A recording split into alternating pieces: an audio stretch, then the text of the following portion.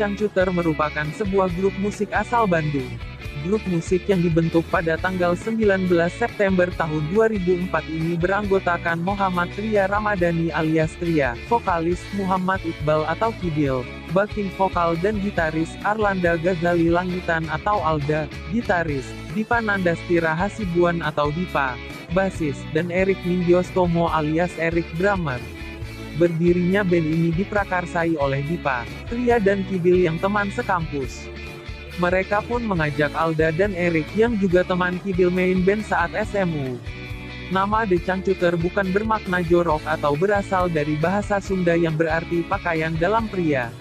Tapi berasal dari nama seorang sahabat, Cahya. Cahya sering memanggil Cangcut dengan sebutan Cut yang populer di mata mereka lantaran lucu. Jauh sebelum terbentuknya The Cangcuter, sewaktu mereka semua masih berada di bangku SMA, ternyata Kibil dan Erik pernah membentuk sebuah grup musik yang bernama Kolesterol bersama dengan Ariel dan Uki Noah. Pada bulan Agustus tahun 2006, dibantu oleh Uki Noah, mereka merilis album debut mereka yaitu Mencoba Sukses. Namun, karena distribusi dan promosi yang terbatas, album ini tidak laku. Kemudian, mereka menandatangani kontrak untuk Sony BMG, sekarang Sony Music, dan album ini dirilis ulang pada tahun 2008 dengan nama Mencoba Sukses Kembali.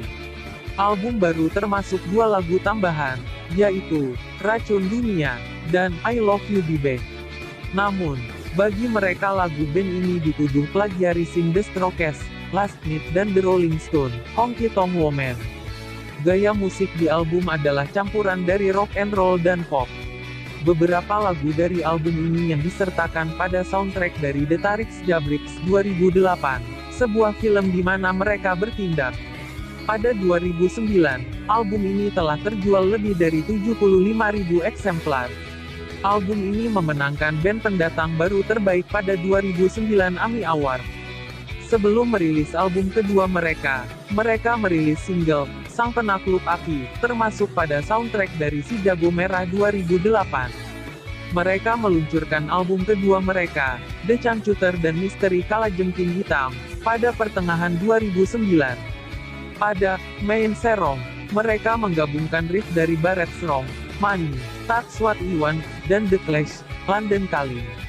Beberapa lirik berurusan dengan gaya hidup pemuda perkotaan, seperti di Bebek Beringas dan MR Portal, yang menceritakan tentang sepeda motor favorit dan konflik dengan penjaga keamanan masing-masing.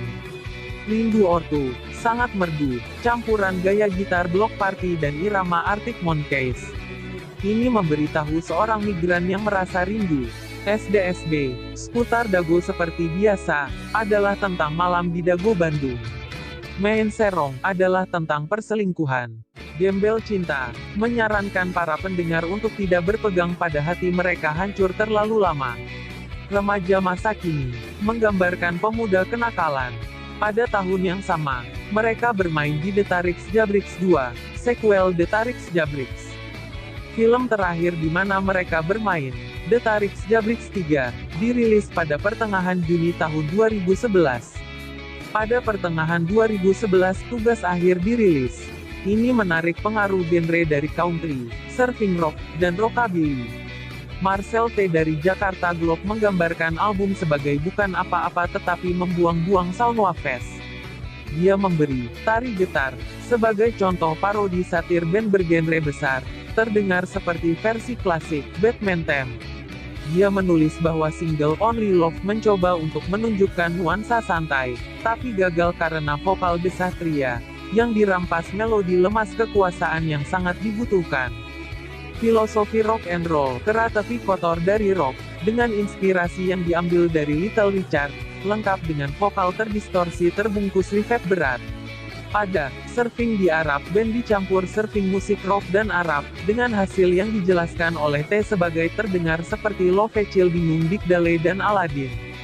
Ricky Siahaan dari Rolling Stone Indonesia menulis bahwa album memiliki beberapa lirik yang lucu, seperti di Bulisa, tentang seorang mahasiswa. Ricky Siahaan dari Rolling Stone Indonesia menulis bahwa album memiliki beberapa lirik yang lucu, seperti di Bulisa, tentang seorang mahasiswa yang jatuh cinta dengan gurunya. dan Mama Papa Pujaan, pujian kepada orang tua. Dia menggambarkan cuaca ekstrim, yaitu sekitar seseorang yang menangkap dingin, sebagai memiliki nada serius tapi memiliki melodi menarik. Salah satu single dari album ini, Param Pam Pam, dirilis pada Januari tahun 2011. Liriknya mengandung lirik bilingual dan mengundang pendengar untuk belajar bahasa Inggris. Pada akhir 2013, The Changcuter kembali dengan merilis album keempat berjudul Visualis di Jakarta. Lewat album tersebut, The Changcuter itu ingin penikmat album mereka tidak menilai suatu peristiwa dari satu sudut pandang saja. The Changcuter menggarap album berisi 12 lagu itu 2 tahun lamanya. Sejak meluncurkan album Tugas Akhir 2011, mereka berlima juga membicarakan masa depan band mereka. Setelah 2 tahun godok konsep, 70% album, 30% mega proyek trilogi. Lalu kasih ke Sony Music Indonesia, kata Tria. The Changcuter berencana kembali membuat trilogi album, seperti 3 album terdahulu yang mereka sebut sebagai pencarian jati diri. Visualis merupakan bagian pertama dari rangkaian trilogi baru mereka.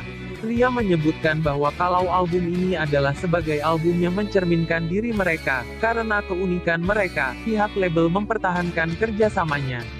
Meski di album ketiga Tria dan kawan-kawan sempat mengatakan kalau Tugas Akhir merupakan album perpisahan dengan label. Di album keempat ini mereka kembali dengan inovasi baru. The Changcuter punya brand image yang besar. Makanya sekarang kami bikin konsep baru, inovasi baru. Selain nyanyi, Changcuter punya keunikan sendiri. Paket komplit nyanyi, keterampilan dan lain-lain, pungkas Alexander Sancaya dari pihak Sony Music. Pada Agustus tahun 2015, The Changcuter meramaikan Festival Summer Sonic 2015 di Tokyo, Jepang. Tampil di hari pertama festival, The Changcuter akan bersanding dengan nama-nama besar seperti The Chemical Brothers, Marilyn Manson hingga Manic Street Preachers. Menurut The Changcuter, Indonesia memiliki budaya musik yang potensial di mana lirik berbahasa Indonesia mungkin dianggap unik terdengar di telinga publik Jepang. Hal ini bakal dijadikan sebagai peluru terbaik oleh The Changcuter demi memperkenalkan musik dan budaya Indonesia. Pada pertengahan 2016, sudah kuduga, ini single pembuka dari album Binauralis yang akan dirilis setelah Lebaran 2016 mendatang. Binauralis adalah lanjutan dari album Visualis yang dirilis akhir 2013. Menurut Tria, Binauralis bercerita banyak tentang misteri simbol, kode, cerita, dan apapun di balik unsur pendengaran. Penggemar atau penikmat musik The Changcuter harus ekstra cermat dalam memahami lirik demi lirik lagu di album ini, kata Tria. Semoga The Changcuter tetap terus berkarya.